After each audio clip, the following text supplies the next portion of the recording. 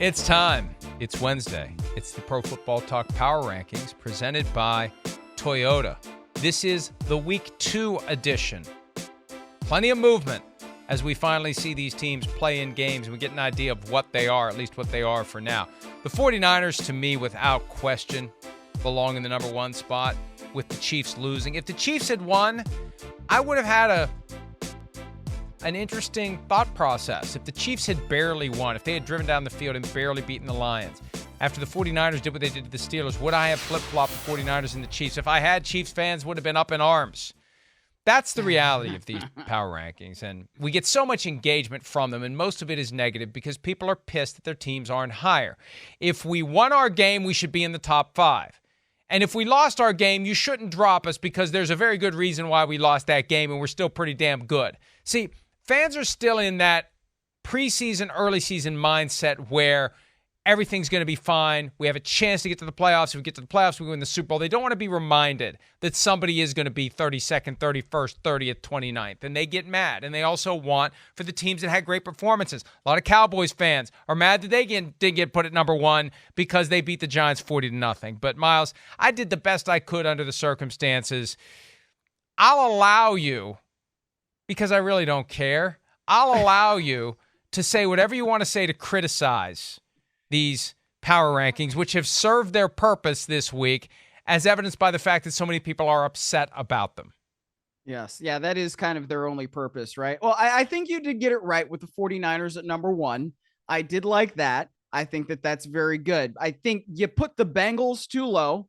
Putting them out of the top 10, I think, is a little bit of a mistake. And once they win and they show what they really are, then they will come back. But, I mean, even as a native Clevelander, I think some of that stuff might have been a little bit of a mirage because that's what Kevin Stefanski's Browns teams have done to the Cincinnati Bengals teams, especially at Cleveland Browns Stadium. I mean, look at what they did on Halloween last year. They absolutely dismantled Joe Burrow, but I think that there were some good things there.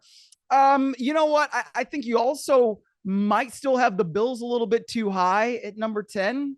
I don't know. There's just some things going on with the Bills, especially. I mean, that's to placate the Bills fans.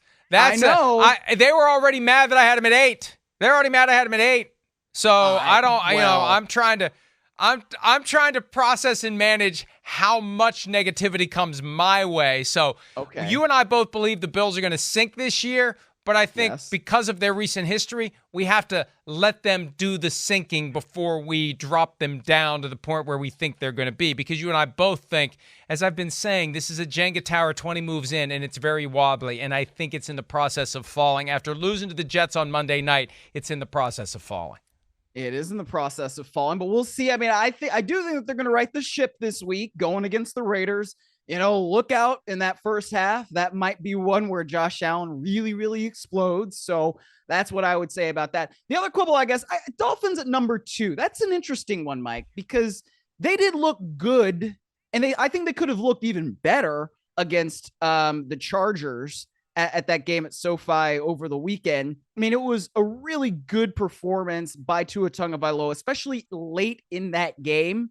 I liked what he did in that drive where he had to have it and he went to Tyreek Hill, and Tyreek Hill was as good as he's ever been in that game. So I think that really helped them. But the early turnovers from Tua Tagovailoa, 2 fumbles on that first drive, did not like that. I mean, that kept points off the board. Then he had an interception to J.C. Jackson when they were deep in plus territory. Didn't really like that either. So he had 466 yards. I think he could have gone over 500 in that game. So we'll see where the Dolphins go. And they've got to tweak some things defensively too, which I think they'll be able to with Vic Fangio. But that's one where I'm kind of like, I don't know if I'm putting them at 2 quite yet, Mike.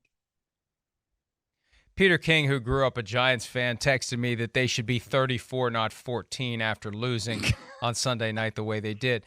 But I still believe that game got off the rails quickly, and that's exactly the kind of game where the Cowboys are going to blow you out. That blocked field goal changed everything, and then it went 6-0, 9-0, 16-0. It was over at that point. You're not going to come out of a 16-point deficit against those Cowboys with that defense, fueled by Micah Parsons and designed by Dan Quinn. So that's the challenge. I don't want to overreact to week 1, but just like with the Bengals and the Browns, I looked at it this way.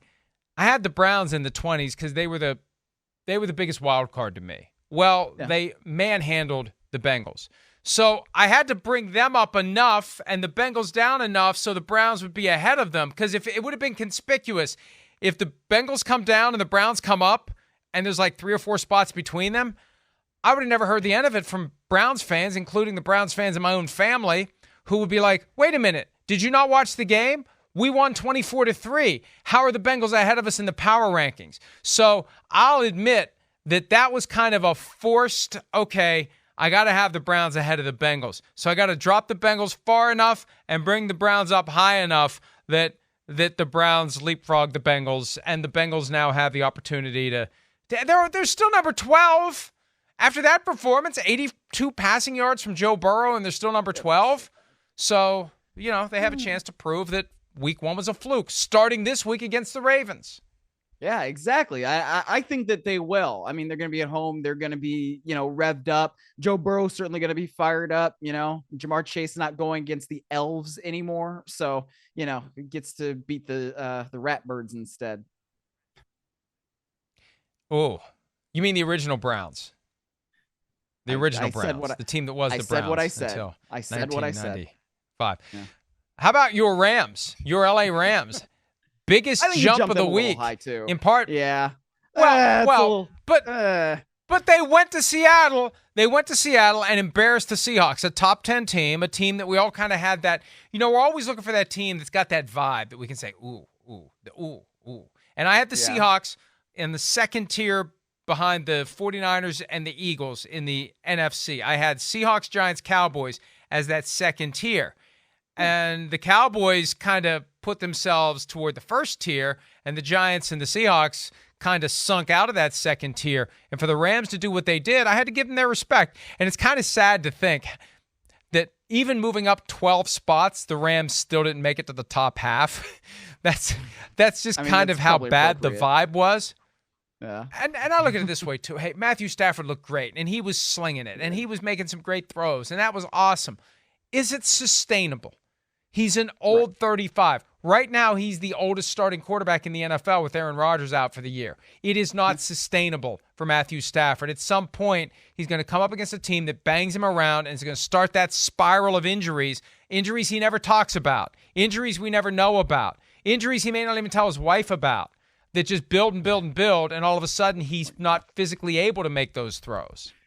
Well, especially now, because we know that Kelly Stafford will go on her podcast and start talking about whatever he says. So I guess he maybe shouldn't start telling his wife about these injuries. I will say, too, I mean, you mentioned Matthew Stafford, though. The really impressive thing about that Rams win was the defense. They allowed 12 yards in the entire second half, and 9 of those yards came on the game's final play in garbage time. So really, that's a 3-yard performance by that defense in the second half of that game to help put that thing away. That's dominant. And I mean, when you see the clip of Geno Smith saying, oh my God, when Aaron Donald is coming at him like that, that says something about where that team is defensively, especially with all those young guys. So, there are good vibes right now around the Rams, certainly better than we might have expected in week 1, but 49ers are coming into town. And again, the Rams have not beaten the 49ers in the regular season since 2018. So we'll see what the circle of life looks like in the NFC West.